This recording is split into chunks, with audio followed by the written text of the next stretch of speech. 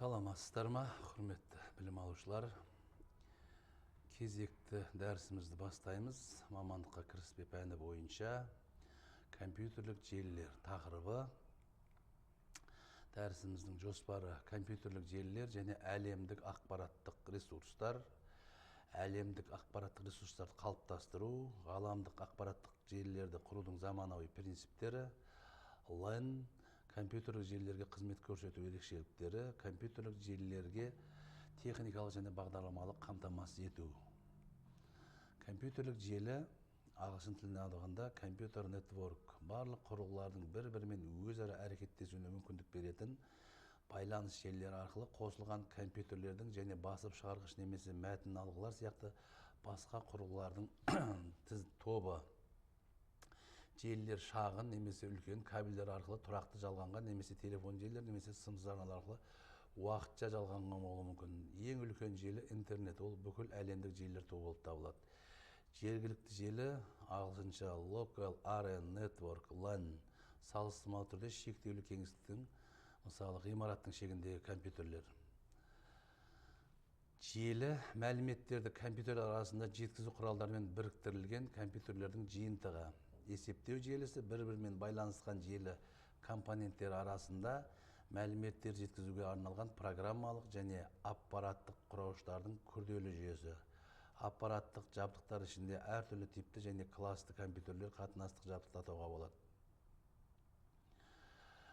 Функционалдық, олар желіге қосылатын барлық құрылғыларды үш функционалдық топқа бөлуге болады. Олар жұмыс станциялары, желі серверлері, қатынастық тораптар. Жұмыс станциясы workstation, желіге қосылған дербес компьютер және ол арқылы пайдаланушы өз жұмысын атқарады және желінің ресурстарына қатынауды жүзеге асырады. Ол өзіндік операциялық жүйемен жабдықталған MS-DOS, Windows және тағы басқа және пайдаланушыға қолданбалы есептерді шығаруда барлық қажет құралдармен қамтамасыз етілген. Жұмыс станциясы, жергілікті диск жұмыс станциясында осы дискіден ал диск жұмыс станциясында файлдық серверлерден жүктеледі. Қашықтықтағы жұмыс станциясы желіге телекатынастық байланыс арқылы қосылған станция. Сервер, желіге қосылған және оның пайдаланушыларына белгілі қызмет көрсетуді қамтамасыз ететін компьютер.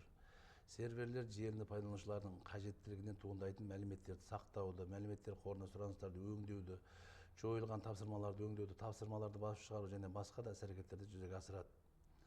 Сервер желі ресурстарының қайнар көзі. Атқаратын функцияларына байланысты серверлердің келесі типтерін анықтайды. Ерекше көңілді сервер типтерінің ішіндегісі файлдық серверлер. Көбінесе файл сервер атауы қолданылады. Файл сервер желідегі пайдаланушылардың мәліметтерін сақтайды және осы мәліметтерге қатынауды қамтамасыз етеді. Бұл үлкен сыйымдылықты оперативтік жады, қатты дискісі және магнитаспада қосалық жинағыштары бар компьютер. Файл сервер өзінде орналасқан мәліметтерді желі пайдаланушылардың бір мезгілде қатынауын қамтамасыз ететін ерекше операциялық жүйенің басқаруымен жұмыс істейді. Файл сервер ретінде мини-EM-дер қолданылуы мүмкін. Мәліметтер қоры сервері, database сервер. Мәліметтер қоры файлдарын сақтау, өңдеу және басқару функцияларын жүзеге асыратын компьютер. Мәліметтер қоры сервері. Мәліметтер қорын сақтау, олардың тұтастығын, толықтығын, үздіктілігін қолдауы. Мәліметтер қорына сұраныстарды қабылдау және өңдеу нәтижесін жұмыс станциясына қайтару. Үлестірілген мәліметтер қорын басқа желілерге орналасқан мәліметтер қоры серверлерінің әрекеттесу функцияларын атқарады. Қолданбалы программалар сервері, application сервер, пайдаланушылардың қолданбалы программаларын орындауға қолданылатын компьютер. Қатынастық сервер, communication сервер, жергілікті желі пайдаланушылардың өз тізбектік енгізу-шығару порттарына айқын қатынасу мүмкіндігін беретін құрылғы немесе компьютер. Қатынау сервері, access сервер, факс сервер, мәліметтерді сервер, резервті көшіру мейлеу сервері, бэкап сервер, файл сервер және жұмыс станцияларында орналасқан мәліметтердің көшірмелерін құру, сақтау және қайта қалпына келтіру міндеттерін шешетін құрылғы немесе компьютер. Желілік қатынастық жабдықтарына, тораптарына келесі құрылғылар жатады. Қайталауыш, коммутаторлар, көпірлер, маршруттаушылар, көмейлер, шлюздер. Желінің ұзындығы, станциялар арақашықтығы ең алдымен беру ортасын коаксиалды кабельдің есулі қос өткізгіш тағы басқа физикалық мінездемелермен анықталады. мәліметтерді кез келген ортада жіберу де сигналдың бәсеңсуі пайда болады. Бұл арақашықтықтарды шектеуге әкеледі. Қайталауыш, репетатор, келген сигналды күшейткіш және қайта өндіретін құрылғы. Коммутатор, switch, немесе көпір, bridge, немесе бірнеше сегменттерді біріктіруге арналған құрылғы. Маршруттауыш, роутер, бұл бір немесе әртүрлі типті желілердегі бір мәліметтер алмасу хаттамалары бойынша біріктіретін құрылғы. Көме, яғни шлюз, gateway, әртүрлі мәліметтер алмасу хаттамаларын қолданатын әртүрлі желі объекттер арасында мәліметтер алмаса ұйымдастыруға мүмкіндік беретін құрылғы. Қазіргі уақыттағы есептеу желілеріне қойылатын негізгі талаптар. Есептеу желілер кез келген желі пайдаланушы үшін желінің кез келген ресурсына қатынауды қамтамасыз ету мақсатында құрылады. Желінің өмір сүруінің аумақты мінездемесі ретінде ресурс қатынау сапасының алдына қойылған міндеттерге байланысты әртүрлі көрсеткішпен сипатталуы. Мұндай көрсеткіштердің негізгілері өнімділік, сенімділік, басқарымдылық, кеңейтілімділік, айқындық, жинақтылымдық. Аумақтық белгіленуіне байланысты есептеу желілерінің түрлері: жергілікті желілер LAN, Local Area Network, ауқымды желілер One Wide Area Network, желінің масштабына байланысты түрлері: жұмыс топтарының жергілікті желілері, бөлімдердің жергілікті желілері, кампустардың жергілікті желілері, бірлескен корпоративті желілер.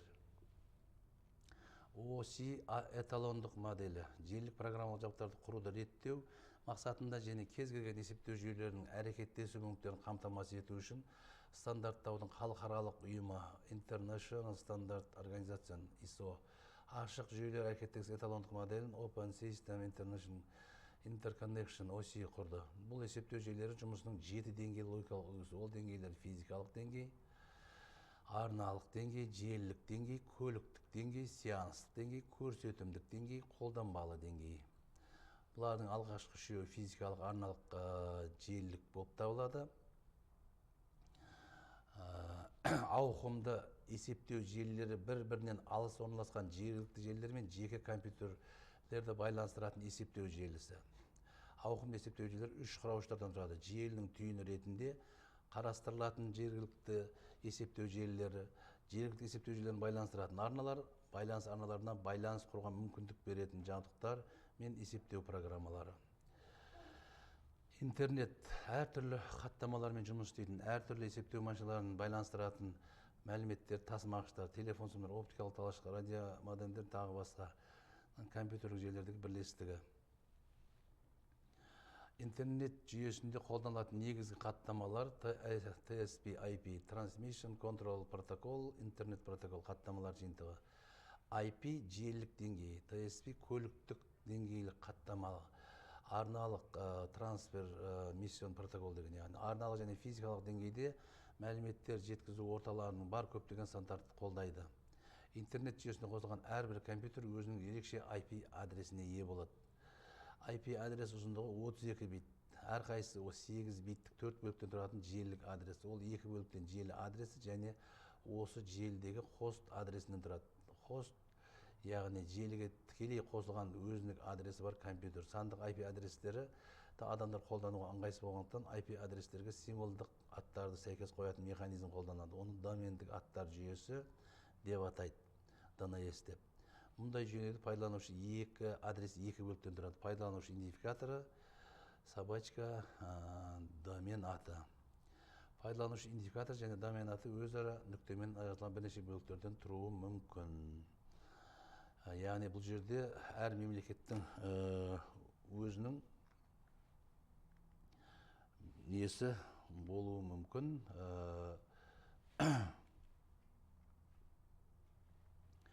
ақш-тікі Украина, УА деген сияқты.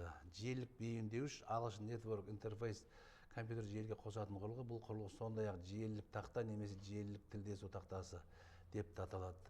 Компьютерге орналасқан желілік тақта желіге қосылым орнатуға мүмкіндік береді.